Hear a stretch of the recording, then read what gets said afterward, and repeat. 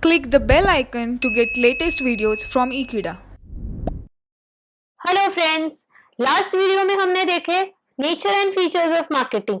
आज हम पढ़ेंगे importance of marketing. Importance of marketing means marketing का क्या जरूरत है, आपको क्यों मार्केटिंग करना पड़ेगा। तो आइए देखते हैं।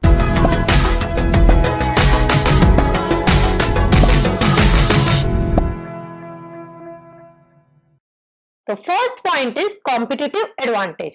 Today what world we are living is very competitive. We all know. For example, if I go to buy a soap, also I have so many brands. मैं किसमें से सिलेक्ट करूँ, कौन सा साबुन खरीदूँ अपने लिए, कौन सा सोप खरीदूँ, इतने सारे ब्रांड्स है। तो मेरा डिसीजन ये चीज पे डिपेंड होगा कि कौन सा प्रोडक्ट अच्छा है, कौन सा प्रोडक्ट मुझे पसंद आ रहा है, कौन सा प्रोडक्ट मुझे याद है। जैसे कि मैंने लक्स का बहुत ऐड देखा है तो मुझे तुरंत याद आएगा कि लक्स अच्छा है। अगर मैंने सिंथॉल का बहुत ऐड देखा है तो मुझे याद आएगा कि सिंथॉल अच्छा है।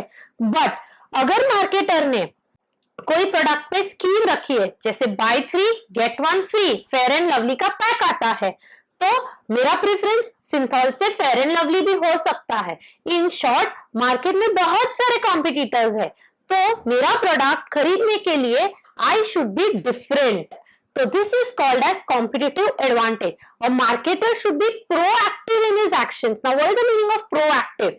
Before somebody else launches a new product, I should launch a new product. Before somebody else is giving a discount, I am giving you a discount. I am offering you a discount. So, as a customer, you will purchase my product. This is called as proactive. दो type के reactions होते हैं। एक होता है proactive, जिसमें हम पहले से ही कुछ करते हैं, और दूसरा होता है रिएक्टिव। रिएक्टिव मींस किसी ने अपने प्रोडक्ट का प्राइस कम किया, उसे देख के मैंने भी कम किया। लेकिन in today's world we have to be proactive to attend competitive advantage. Next important point, why marketing is required to maintain the corporate image. Example देती हूँ, टाटा। आज टाटा का बहुत अच्छा इमेज है मार्केट में, फिर भी वो लोग कभी कभी मार्केटिंग करते हैं, कभी कभी एडवर्टाइजिंग करते हैं, ताकि जब वो नए प्रोडक्ट लॉन्च करे तो आपको पता चले कि क्या नए प्रोडक्ट आए, आपको अवेयर करते हैं। और अपने इमेज को बनाए रखने के लिए भी वो लोग एडवर्टाइजिंग करते हैं। कहीं आप टाटा के बैनर्स देखते हो, कहीं आप टाटा के स्पॉन्सरशिप देखते हो, वो कोई इवेंट्स को स्पॉन्सर करते हैं। सबसे इंपॉर्टेंट ऑफ मार्केटिंग है कस्टमर सेटिस्फैक्शन। कस्टमर सेटिस्फाई होगा तभी ही आपका बिजनेस ग्रो होगा। मैंने आपको डेफिनेशन में ही बताया है कि marketing is growing the customer, retaining the customer. पहले तो जो कस्टमर आपके पास है उसको आप रिटेन करो और नए कस्टमर्स को क्रिएट करो, और जो कस्टमर है उसको भी हम ग्रो कर सकते हैं। फॉर एग्जाम्पल, एक मोबाइल का सर्विस का एग्जाम्पल देती हूँ। जैसे पहले कस्टमर छोटे छोटे 10 रुपए के रिचार्ज करवाता था, 20 रुपए के रिचार्ज करवाता, 50 रुपए के। अब मार्केटर ने एक स्कीम लॉन्च कर दिया है, आप सीधा 3 महीने का रिचार्ज कराओ, just ₹400 and you get unlimited calls free. तो instead of 10 rupees recharge, the customer is now doing 400 rupees recharge. This is also very good example of growing your customers. Next is customer relationship. Next point. Now, what is this customer relationship? We are all, as a marketer, we all have to maintain very good relationships with our customers. Otherwise, our customer will definitely go back to some other marketers. That's why the marketers are using many customer relationship techniques. वो लोग क्या करते हैं, आपका number लेके रखते हैं। तो आपका जब बर्थडे होता है तो बैंक से आपको मैसेज आता है, आपको कोई शॉपिंग मॉल से मैसेज आता है। This is all to just remind the customer that you are very precious to us and we want to retain you with us. तो इसे कहते हैं customer relationship management. Next point जो है expansion of business.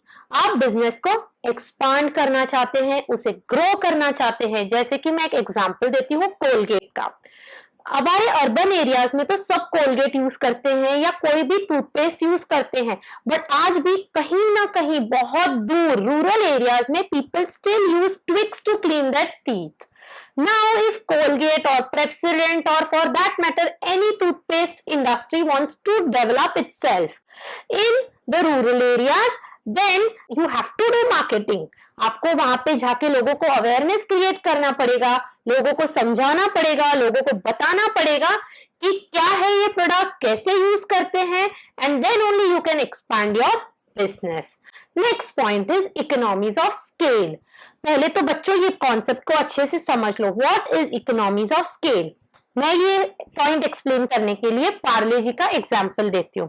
जैसे कि अगर पार्ले जी manufacture करने के लिए एक बार अगर मशीन स्टार्ट हुआ, इट्स अ हाइपोथेटिकल एग्जाम्पल, तो मशीन में से कम 1000 पार्ले जी बिस्किट्स बन के निकलेंगे, तब जाके पर unit cost of 1 Parle G will be less.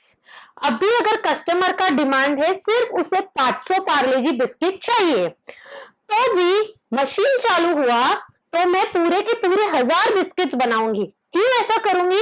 Otherwise जो मेरा फिक्स कॉस्ट है वो तो फिक्स्ड ही है. जैसे कि 1000 बिस्किट्स बनाने के लिए भी मुझे 500 लगेगा, 500 बिस्किट्स बनाने के लिए भी मुझे 500 लगेगा, तो इकोनॉमीज नहीं हुआ ना मुझे.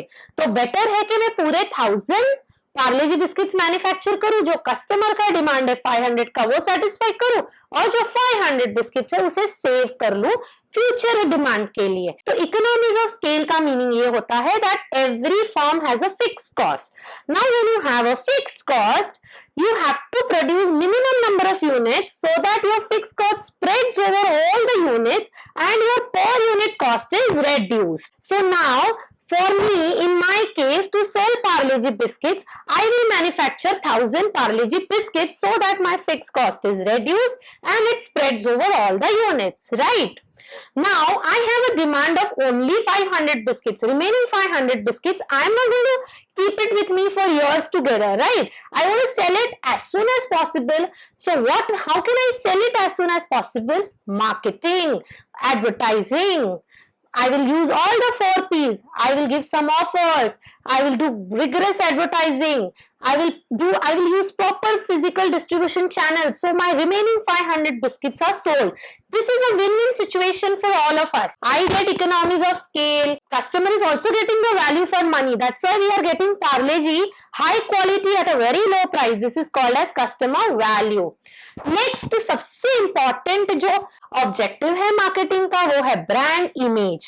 आजकल सब लोग ब्रांड कॉन्शियस है. सब कंपनीज चाहते हैं कि हमारा ब्रांड रिकॉग्नाइज्ड हो मार्केट में. तो ये कैसे पॉसिबल है? Only because of marketing. Next is brand equity. बच्चों ये कॉन्सेप्ट ध्यान से सुनो और समझो. What is equity? Equity is goodwill. एक इनटैंजिबल चीज है. ये गुडविल जैसे हमें दिखती नहीं है बट कंपनी की गुडविल है. तो मैं आपको ब्रांड इक्विटी के कुछ फर्म्स के एग्जांपल देती हूँ. Reliance, Tatas, HDFC bank, bank of Baroda, all this, yes, we are very familiar with the name. So brand equity is a goodwill of the brand which is intangible but still it exists. Just नाम से लोग वो product को खरीद लेते हैं. तो ये सब करने के लिए of course your product has to be excellent, but marketing also plays a very big role. And last but not the least is brand loyalty. If you want that the customer is retained, he is brand loyal, he again and again comes to you to buy your product, you have to do marketing so that he is loyal to you, and not only he is loyal to you, he will tell other customers also that this brand is really good. Please go and try it. So you will also be growing your customers. So these are all the marketing, importance of marketing. If you like the video, please subscribe to Ekeeda. Stay tuned in Ekeeda. Thank you.